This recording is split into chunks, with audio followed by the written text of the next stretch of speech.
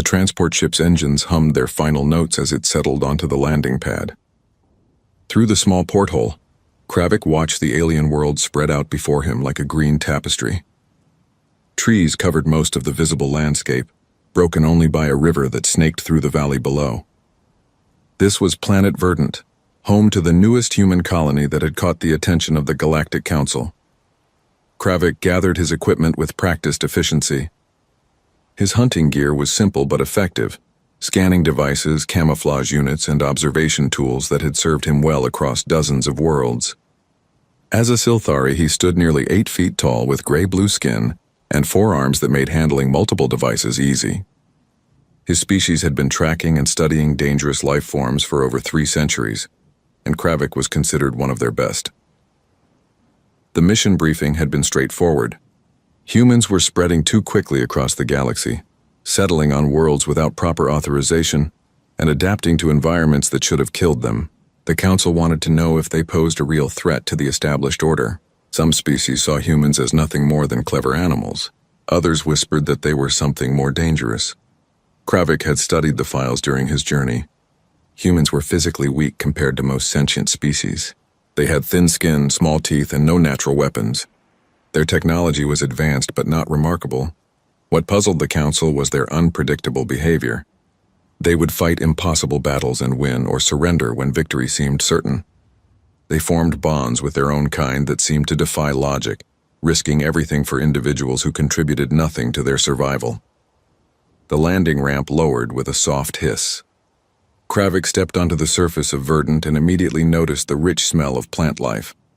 The air was thick with oxygen, almost too much for his lungs. He activated his breathing filter and began walking toward the tree line. His first task was to establish observation points around the human settlement called New Haven. The walk through the forest revealed much about this world. The trees were massive, some reaching heights that dwarfed even the tallest buildings on his home planet. Strange bird-like creatures called to each other from the canopy above. Small mammals scurried through the underbrush, pausing to stare at him with curious eyes before disappearing into the shadows. What interested Kravik most was the evidence of human presence. They had not simply cleared the land and built their structures. Instead, they had woven their settlement into the existing ecosystem. Paths curved around large trees rather than through them. Buildings were raised on supports that allowed small animals to pass underneath. Gardens mixed human food plants with native species in patterns that seemed random, but actually supported local wildlife. He found his first observation point on a ridge overlooking the settlement. Through his scope, he could see humans going about their daily activities. Children played in open spaces while adults tended to various tasks. What struck him was how relaxed they appeared. Most species would post guards and build walls when settling a new world. These humans seemed to treat their environment as a friend, rather than an enemy. Kravik set up his first sensor array and began recording. The humans below showed no sign that they knew they were being watched. They moved with purpose but without fear. Some worked in groups while others performed solitary tasks. Children wandered freely, often alone, something that would be unthinkable among his own people. As the day progressed, Kravik moved to his second observation point on the opposite side of the settlement. This position gave him a view of the area where humans ventured into the deeper forest. He watched as small groups left the settlement on what appeared to be gathering expeditions. They carried tools but no weapons. Another puzzling choice for a species supposedly intelligent enough to travel between stars. The most surprising discovery came near sunset. As darkness approached, Kravik expected the humans to retreat behind walls or barriers. Instead, many remained outside. Some sat in groups around small fires, sharing food and conversation. Others walked alone along paths that led into the forest. A few even appeared to be sleeping under the open sky. Kravik checked his sensors to confirm what he was seeing. The forest around New Haven was not empty of predators. His equipment detected several species of carnivores, some quite large. Yet the humans seemed oblivious to the danger. Either they were foolishly brave or they knew something about this world that his briefings had missed. He spent the night recording the settlement's activities. The humans did post a few watchmen, but they seemed more interested in tending fires than watching for threats. Many humans left their shelters during the night for various purposes, walking openly along lighted paths.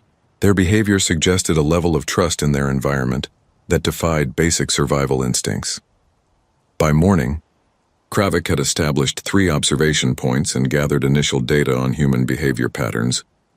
His preliminary assessment was that these humans were either supremely confident in their abilities or completely ignorant of the dangers around them. Neither possibility aligned with what the Council believed about human intelligence and adaptability. He transmitted his first report back to the Galactic Council, noting the humans' unusual integration with their environment and their apparent lack of defensive measures. The response came quickly. Continue observation and gather more detailed behavioral data. The Council wanted to understand why humans succeeded in environments where other species failed. As the second day began, Kravik settled into his routine of systematic observation. He watched the humans begin their daily activities with the same relaxed attitude he had noted before.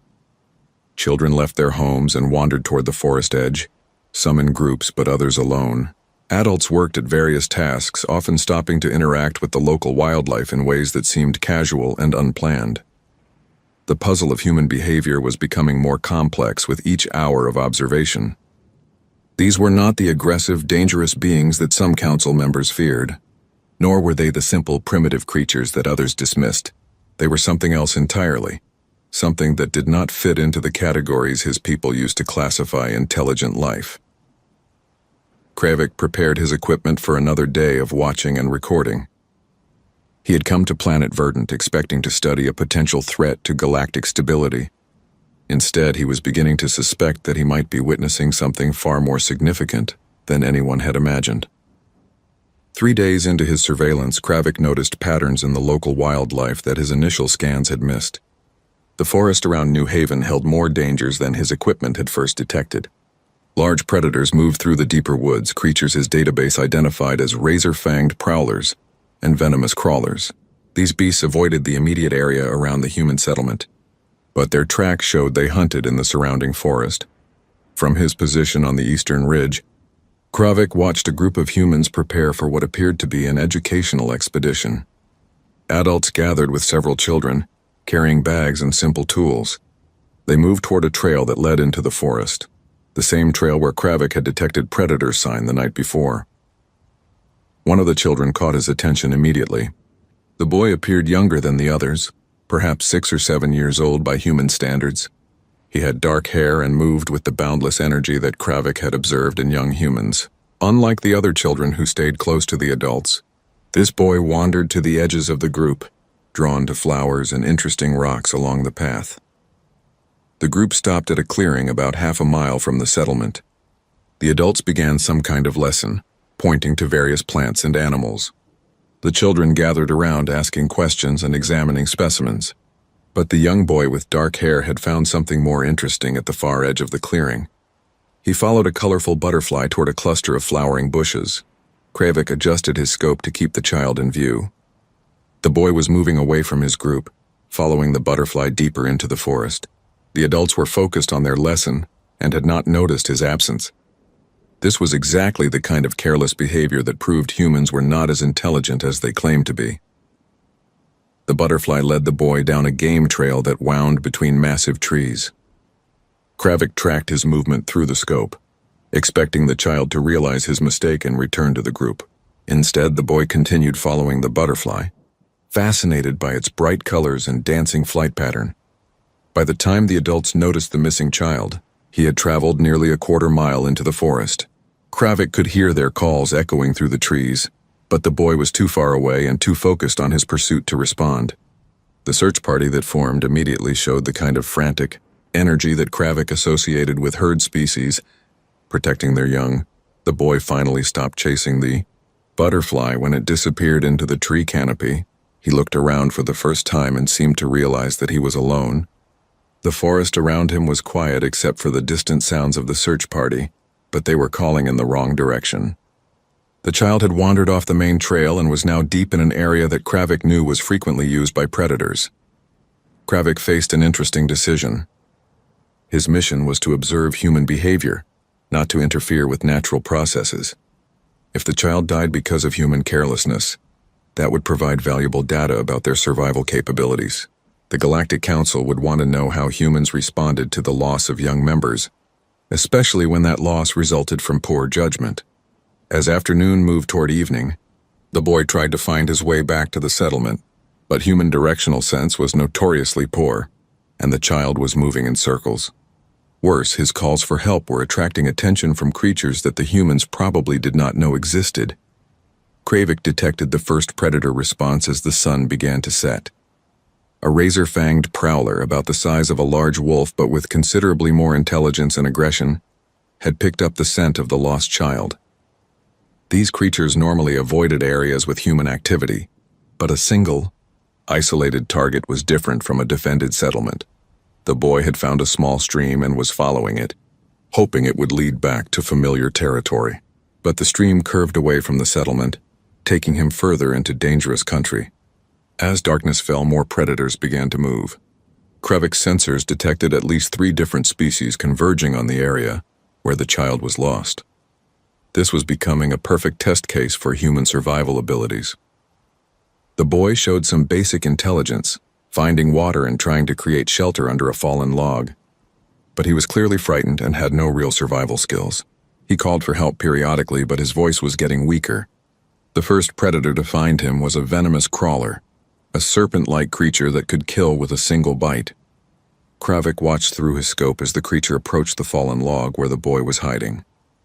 The child had found a stick and held it like a weapon, but he had no chance against a predator that had evolved to hunt much larger and more dangerous prey than humans. Just as the crawler prepared to strike, something unexpected happened. A small dark shape exploded from the underbrush and launched itself at the serpent. Kravik adjusted his scope, trying to identify the new creature. It was about the size of a small dog, but built like a miniature bear. Its fur was black and gray, and it moved with incredible speed and aggression. The creature seized the crawler behind its head and shook it violently. The serpent was 3 times longer than its attacker, but the small animal's grip was unbreakable. Within seconds, the crawler was dead. The mysterious rescuer dropped the serpent and turned toward the boy, who was staring in amazement. Kravik consulted his database and identified the animal as a honey badger, a species native to this planet that his briefings had mentioned only briefly. The entry described them as small but fearless omnivores, known for their willingness to fight creatures many times their size. But what was a honey badger doing protecting a human child? The answer became clear as more predators approached. The honey badger positioned itself between the boy and each new threat, displaying a level of protective behavior that suggested more than coincidence. This animal was deliberately defending the human child, treating him as part of its pack or family group. 2 razor-fanged prowlers arrived simultaneously, stalking toward the fallen log from different directions. The honey badger could not defend against both, but it tried anyway. It charged the larger predator, latching onto its throat while the second prowler circled behind. The boy screamed and swung his stick at the second predator, more from instinct than any real hope of success. Kravik found himself leaning forward, watching the struggle with unexpected intensity. This was not the clinical observation he had planned. Something about the small animal's desperate courage and the child's helpless bravery made it impossible to remain detached. The honey badger was losing the fight against the first prowler when the second one prepared to attack the boy. But before it could strike, the sound of human voices echoed through the forest. The search party had finally found the right trail. The honey badger released its grip on the first prowler and spun to face the second predator just as it lunged toward the boy. Despite being half the size of either enemy, the small animal showed no hesitation. It intercepted the prowler in mid-leap, using its momentum to knock the larger creature off balance. Both animals tumbled across the forest floor in a tangle of claws and teeth. Kravik had studied predator behavior across dozens of worlds, but he had never seen anything like this. The honey badger was outweighed and outnumbered, wounded from its fight with the venomous crawler, yet it continued to position itself between the boy and any threat. Its courage was not the mindless aggression of a cornered animal. This was calculated protection, the kind of behavior he associated with parents defending offspring. The first prowler recovered from the badger's attack and circled back for another attempt. Now the small defender faced enemies on 2 sides while protecting a human child who could barely hold a stick upright. The situation was hopeless, yet the honey badger refused to retreat. It moved in quick dashes between the prowlers, drawing their attention away from the boy. Blood matted the badger's fur from multiple wounds, but its determination never wavered. When the first prowler made another rush, the badger met it head-on, accepting terrible damage to prevent the predator from reaching the child. When the second prowler tried to circle around, the badger limped after it, forcing the larger animal to focus on the immediate threat rather than the easier target. The boy huddled under the fallen log, clutching his stick and watching his defender fight for both their lives. Kravik could see tears streaming down the child's face, but the boy made no sound that might distract the honey badger from its desperate battle. Even in his terror, the human child seemed to understand that his protector needed complete focus to have any chance of success. The sounds of the approaching search party grew louder, but they were still several minutes away. The honey badger was weakening from blood loss and exhaustion. One of the prowlers had learned to stay just out of reach, forcing the smaller animal to chase it while the second predator looked for an opening. It was a tactic that would succeed within moments. Kravik found his hand moving toward his weapon before he consciously realized what he was doing. His mission was observation, not intervention. The Galactic Council needed data on human survival capabilities, and rescuing this child would contaminate that data. But watching the honey badger's futile courage was becoming unbearable. The second prowler saw its opportunity and charged toward the fallen log. The honey badger turned to intercept, but it was too far away and too weak to reach the boy in time. The child raised his stick with both hands, knowing it was useless but refusing to surrender without trying to defend himself. That was when Kravik truly understood what he was witnessing. This was not about survival data or threat assessment. This was about the kind of bond that transcended species barriers, the willingness to die for someone who could offer nothing in return. The honey badger was not protecting the boy because of training or instinct. It was protecting him because that protection mattered more than its own life. The prowler's leap carried it over the honey badger and toward the boy. But at the last second, the small defender found one final burst of speed. It intercepted the larger predator in midair, taking the full impact of claws and teeth meant for the child. Both animals crashed to the ground in a snarling heap, the honey badger's jaws locked on the prowler's throat. The first prowler moved in for the killing blow, while its partner was tangled with the badger. But before it could strike, human voices erupted from the darkness beyond the trees. Bright lights cut through the forest as the search party finally found the right trail. The remaining prowler hesitated, caught between its hunting instincts and its fear of humans in groups. Adult humans burst into the clearing, carrying electric torches and making enough noise to frighten away most predators. The first prowler decided that discretion was the better part of valor and melted back into the forest shadows. The second prowler tried to follow, but the honey badger's grip on its throat had not loosened even in death. The boy crawled out from under the fallen log and ran toward the approaching humans, sobbing with relief and exhaustion. But instead of running past the honey badger, he stopped beside the small animal and knelt down. The badger was still breathing, barely, its body broken from the fight but its eyes still alert. Kravik adjusted his scope to get a better view of what happened next. The adult humans surrounded the boy, checking him for injuries and offering comfort. But the child kept pointing to the honey badger, trying to explain what had happened through his tears. The adults quickly understood and turned their attention to the wounded animal. One of the humans, a woman with gray hair and gentle hands, carefully examined the honey badger while others held lights.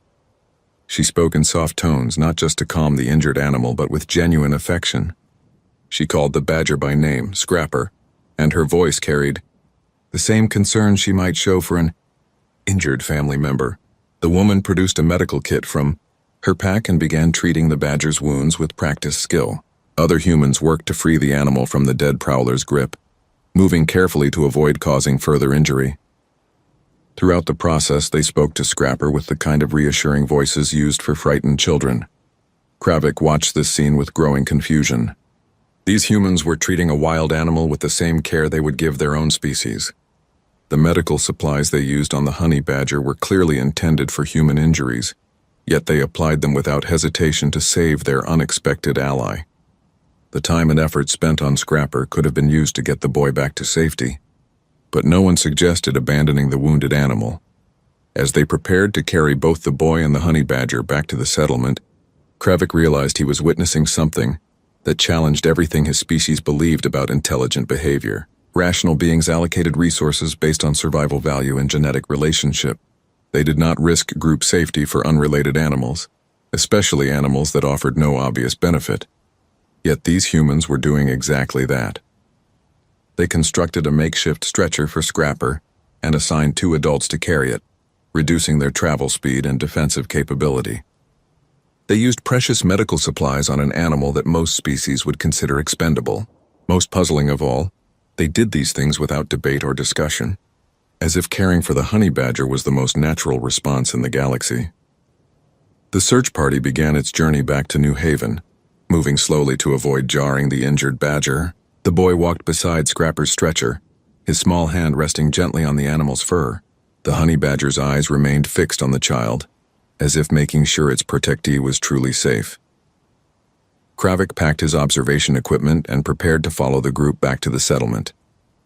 His understanding of human behavior had been fundamentally altered by what he had witnessed. These were not the aggressive, dangerous beings that some council members feared, nor were they the primitive, instinct-driven creatures that others dismissed. They were something else entirely, something that formed bonds of loyalty and sacrifice that defied rational explanation. The honey badger had been willing to die for the human child, and the humans were willing to risk everything to save the honey badger. It was a relationship that existed outside the normal calculations of survival and genetic advantage. As the lights of the search party disappeared into the forest ahead of him, Kravik realized that his mission had become far more complex than anyone had anticipated.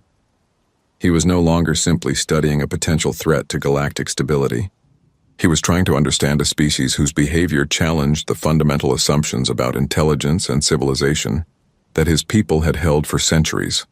Dawn broke over New Haven with the kind of golden light that made the settlement look peaceful and welcoming. Kravik had positioned himself on a hill overlooking the community, watching as humans began their daily routines. But today was different. Today he was looking for answers to questions that had kept him awake through the night. The boy named Ben had been reunited with his family hours earlier. Kravik had watched through his scope as parents embraced their son with the kind of fierce joy that seemed to consume their entire beings. The emotion was so intense that even from a distance Kravik could feel the power of their relief and gratitude. But what fascinated him more was how the humans had treated Scrapper. The honey badger had been taken to what appeared to be a medical facility, where several humans worked through the night to treat its injuries. They used advanced equipment and techniques that suggested the animal's care was just as important as any human patient would be. Through his scope, Kravik could see activity around the medical building. Humans moved in and out, checking on the wounded animal and bringing supplies. The boy Ben was there too, sitting beside a window where he could see inside. His parents had not forced him to leave or told him to forget about the animal that had saved his life. Around midday, Kravik witnessed something that would change his understanding of human nature forever. An older woman emerged from the medical facility carrying Scrapper in her arms. The honey badger was wrapped in soft blankets and appeared to be recovering well from its injuries. A crowd of humans had gathered outside, not out of curiosity but out of genuine concern for the animal's welfare. Ben ran to the woman and gently touched Scrapper's head. The honey badger's eyes opened and focused on the boy, and Kravik could see the recognition pass between them. This was not the first time they had interacted. This was a reunion between old friends. The woman began speaking to the crowd, and even from his distant position, Kravik could hear the warmth in her voice. She was telling the story of how Scrapper came to be part of their community, and Kravik listened with growing amazement to what his translation device revealed. Scrapper had been found as an orphaned kit nearly 2 years earlier, injured and alone after his mother was killed by predators. The humans could have left him to die or kept him as a captive specimen. Instead, they had nursed him back to health and given him the choice of what to do with his life. They had not caged Scrapper or tried to tame him. They had simply cared for him until he was strong enough to survive on his own, then allowed him to make his own decisions about where to live and how to spend his time. The honey badger had chosen to remain near the human settlement, not because he was trapped or dependent, but because he wanted to be there. The humans had not tried to make Scrapper into a pet or a tool. They had accepted him as an independent being with his own desires and personality. In return, the honey badger had appointed himself as an unofficial guardian of the community. particularly protective of the children who played near the forest edge. Kravik watched as the story unfolded, each detail challenging his preconceptions about intelligent behavior. Rational beings did not invest resources in unrelated species without expecting some return. They did not form emotional bonds with animals that offered no genetic advantage, yet these humans had done exactly that, and the result was a loyalty that had nearly cost Scrapper his life to protect one of their young. The medical treatment continued for several more days, and Kravik observed every moment he could. The humans took turns sitting with Scrapper, talking to him in gentle voices and offering food and water. Children brought drawings they had made of the honey badger, decorating the walls of his recovery room with colorful pictures that showed him as a hero. Ben visited every day, sometimes reading books aloud to Scrapper or simply sitting quietly beside his bed. The bond between them was obvious to anyone watching. This was not ownership or training. This was friendship in its purest form, based on mutual affection and respect rather than any practical consideration. Kravik also observed how other animals responded to the human settlement. Birds nested in the structures without fear. Small mammals wandered through the community during the day, taking food that humans deliberately left for them. Larger herbivores grazed in the open spaces around the buildings, knowing they were safe from predators in the humans' presence. This was not the result of domestication or control. The animals remained wild and free, but they had learned to trust these particular humans. The settlement existed in harmony with the local ecosystem in a way that Kravik had never seen before. Most intelligent species either dominated their environment or were dominated by it. These humans had found a third option: partnership. The revelation that changed everything came on the fourth day after the rescue. Kravik was watching through his scope when a group of children found an injured bird near the forest edge. Instead of ignoring it or treating it as a curiosity, they carefully picked up the bird and brought it to the same medical facility where Scrapper was recovering. The same woman who had cared for the honey badger examined the bird with equal attention and skill. She treated its broken wing with the same advanced techniques and equipment she had used on Scrapper. When Ben arrived to check on his protector, he immediately asked about the bird and offered to help with its care. Kravik realized he was watching a pattern of behavior that went far beyond simple kindness. These humans genuinely cared about the welfare of other species, not as a means to an end, but as an end in itself. They invested time, resources, and emotional energy in creatures that could offer them nothing in return, except the satisfaction of knowing they had helped. This was the key to understanding human success in environments where other species failed. They did not conquer their surroundings or submit to them. They formed relationships with them. The loyalty they inspired in creatures like Scrapper was not an accident or a curiosity. It was the natural result of genuine care and respect offered freely to any being that needed help. When Scrapper was finally well enough to leave the medical facility, the humans did not keep him confined or try to control his movements. They simply opened the doors and allowed him to choose his own path. The honey badger could have returned to the deep forest or traveled to any part of the continent. Instead, he chose to remain with the humans who had saved his life twice, once as a kit and once as an adult. Kravik watched as Scrapper resumed his unofficial role as community guardian, patrolling the edges of the settlement and keeping watch over the children who played in the open spaces. Ben and the honey badger were inseparable, the boy's trust in his protector absolute, and the animal's devotion to the child unshakable. This was not the behavior of a species that posed a threat to galactic stability. This was the behavior of a species that could transform any environment into something better than it had been before. The humans did not destroy or dominate. They healed and protected and nurtured. They created bonds of loyalty and affection that transcended the normal boundaries between species. Kravik began composing his report to the Galactic Council, but he found himself struggling to put his observations into words that would make sense to his superiors. How could he explain that humans were dangerous not because they were aggressive, but because they were kind? How could he make them understand that the threat humans posed was not to other species, but to the assumptions that had guided galactic civilization for millennia? 2 weeks after the rescue, Kravik found himself spending more time observing individual humans than conducting the systematic threat assessment he had been sent to complete.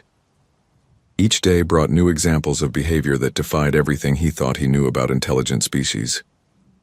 Yesterday, He had watched a human woman spend 3 hours trying to help a lost deer find its way back to its herd. The animal was old and confused, wandering in circles near the settlement boundary.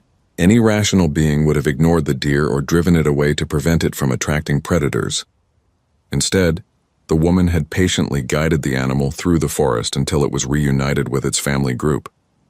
The day before that, he had observed human children sharing their lunch with a family of small primates that lived in the trees around the settlement. The children had less food as a result, but they seemed genuinely happy to see the primates eating well. When one of the young primates fell from a tree and injured its leg, the children immediately brought it to the medical facility for treatment. These were not isolated incidents. Kravik was beginning to understand that such behavior was normal for these humans. They allocated significant resources to caring for other species, not because they expected any return on their investment, but because they genuinely believed it was the right thing to do. His database now contained hundreds of examples of human kindness toward other life forms. An engineer who had modified the settlement's water system to create drinking pools for local wildlife. A teacher who had incorporated care for injured animals into the children's daily lessons. A construction crew that had stopped work for 2 days to relocate a nest of rare birds rather than disturb their breeding cycle. Most puzzling of all was the human veterinarian named Dr. Sarah. Kravik had been watching her work for over a week, and her dedication to animal welfare seemed to consume every moment of her life. She treated creatures ranging from insects to large mammals with equal care and attention. Her medical skills were remarkable, but what impressed Kravik most was her emotional investment in every patient. Last night, Dr. Sarah had worked through the darkness to save a young wolf that had been caught in an old trap left by previous inhabitants of the planet. The wolf was a natural predator that posed a potential threat to human children, yet she had used the most advanced techniques available to repair its damaged leg. When the wolf recovered, she would release it back into the wild where it might one day threaten the very people who had saved its life. Kravik tried to understand the logic behind such behavior, but it made no sense according to any rational framework he knew. Species survived by promoting their own interests and the interests of their genetic relatives. They might form temporary alliances with other species for mutual benefit, but they did not sacrifice their own resources for unrelated creatures that offered nothing in return. Yet these humans did exactly that, and they did it consistently and without apparent internal conflict. They seemed to derive genuine satisfaction from helping other species, as if the act of caring was its own reward. The time and energy they spent on animal welfare could have been used to improve their own living conditions or advance their own goals, but they chose to help others instead. Kravik's reports to the Galactic Council were becoming increasingly difficult to write. His superiors wanted data on human aggression and expansion patterns, evidence that would support their classification as a potential threat to galactic stability. Instead, he was documenting a species that seemed more interested in healing than harming, more focused on building relationships than conquering territory. The Council's response to his latest report had been skeptical. They reminded him that humans were spreading rapidly across the galaxy, establishing colonies on worlds that other species had claimed or rejected. They pointed to human technological advancement and their history of warfare as evidence of their dangerous nature. They wanted him to look deeper, to find the aggression and ambition that must be hidden beneath the surface kindness. But the more Kravik observed, the more convinced he became that what he was seeing represented the true nature of humanity. The kindness was not a facade or a strategy. It was the fundamental characteristic that drove all other human behavior. They expanded across the galaxy not to conquer or dominate, but to find new places where they could build the kind of harmonious communities he was witnessing on Verdant. His internal conflict grew stronger each day. His duty was to provide accurate intelligence to the Galactic Council, but his observations were leading him to conclusions that his superiors would not want to hear. If he reported that humans posed no threat to galactic stability, the Council might decide that his judgment had been compromised. If he fabricated evidence of human aggression, he would be betraying everything his species claimed to value about truth and accuracy. The situation became more complicated when he received new orders from the Council. They were no longer satisfied with passive observation. They wanted him to conduct specimen collection, essentially hunting humans for transport to Council facilities where they could be studied under controlled conditions. The orders were clear and specific. He was to capture several humans, including at least one child, for detailed analysis of their behavior and capabilities. Kravik stared at the orders for a long time, feeling something he had never experienced before in his long career as a hunter. The thought of capturing Ben, the boy who had been saved by Scrapper's courage, made him physically ill. The idea of separating Dr. Sarah from her animal patients seemed like a crime against the natural order of the universe. He had been trained from birth to follow orders without question, to trust that his superiors understood the larger picture even when individual missions seemed harsh or unnecessary. But this time was different. This time he had seen what would be destroyed if he followed his orders. The humans he had been watching were not specimens to be collected and studied.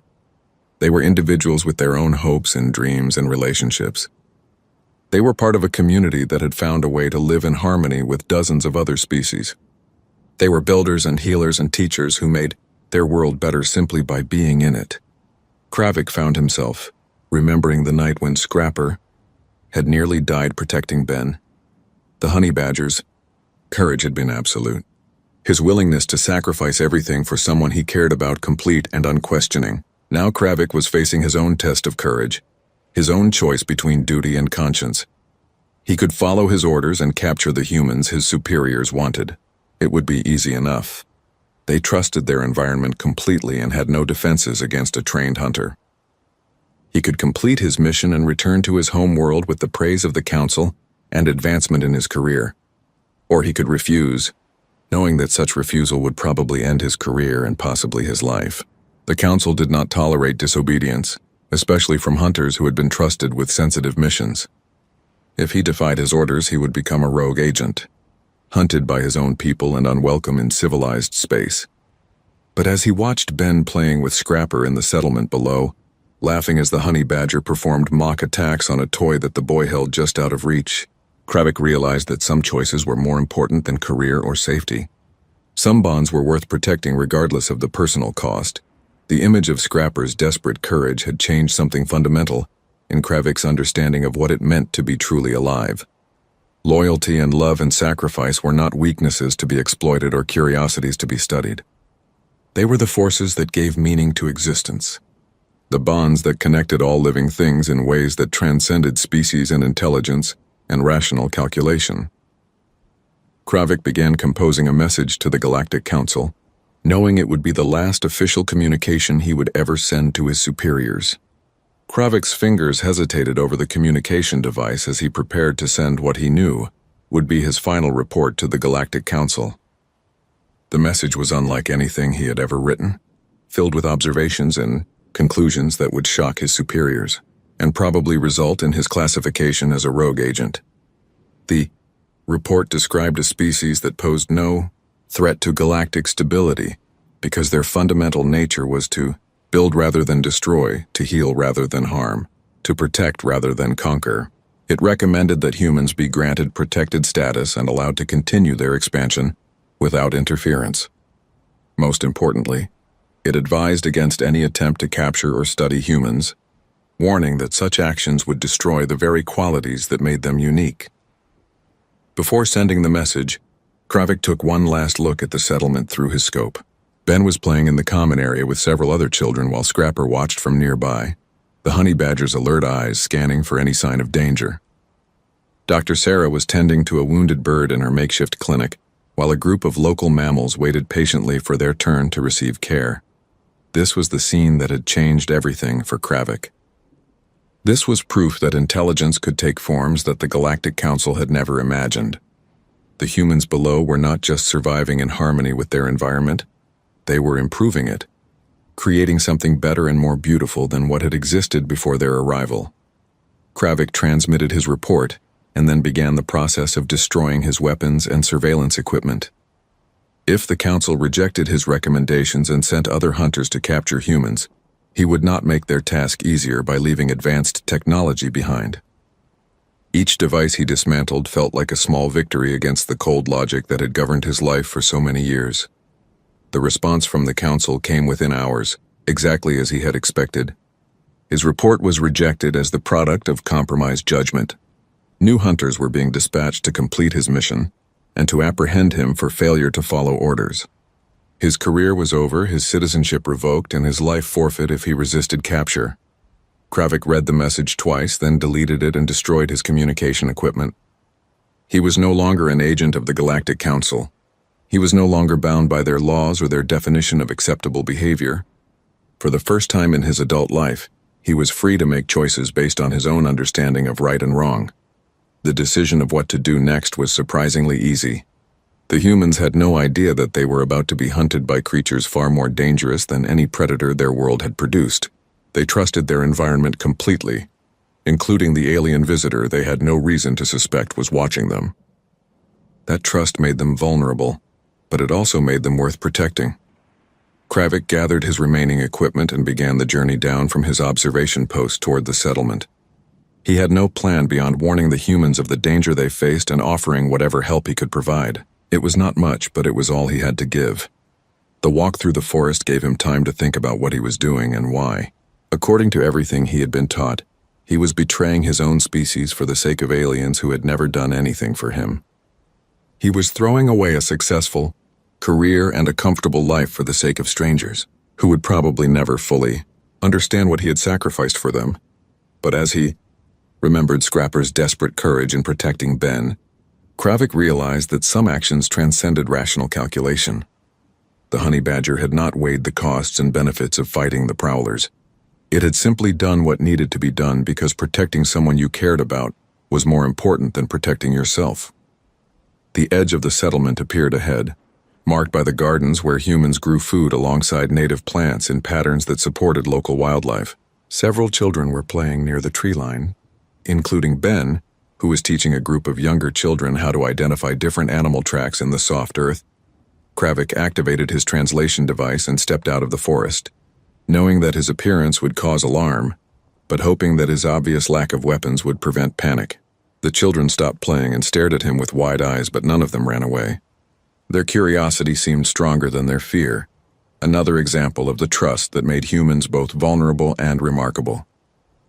Ben was the first to speak, his young voice clear and unafraid. He asked if Kravik was lost and if he needed help. The same offer of assistance that his people extended to any creature in distress. The simple kindness of the question nearly overwhelmed the former hunter, who had expected suspicion or hostility.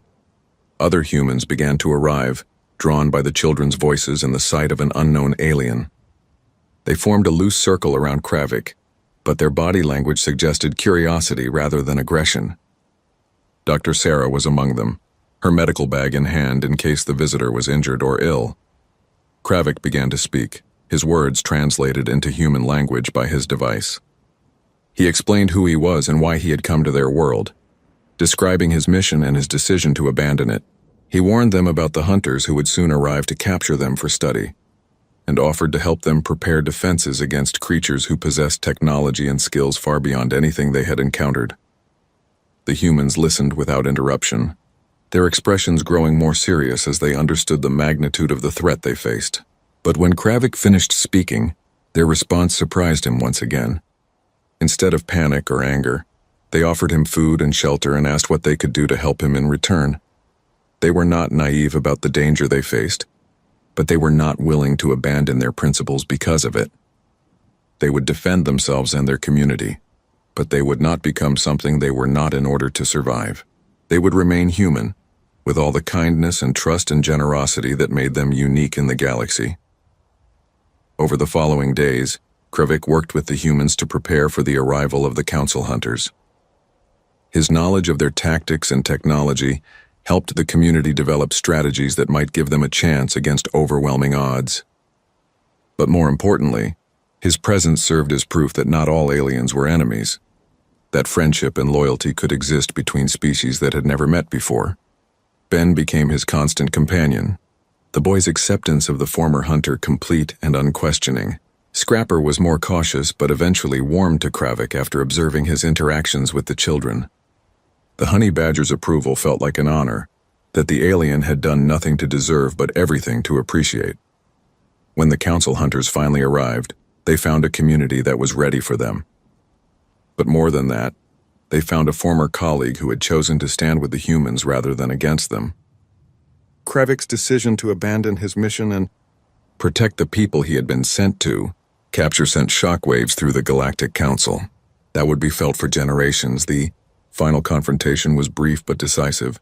The hunters were forced to retreat when they realized that capturing humans would require them to fight one of their own people, and that the cost of victory would be higher than the Council was willing to pay.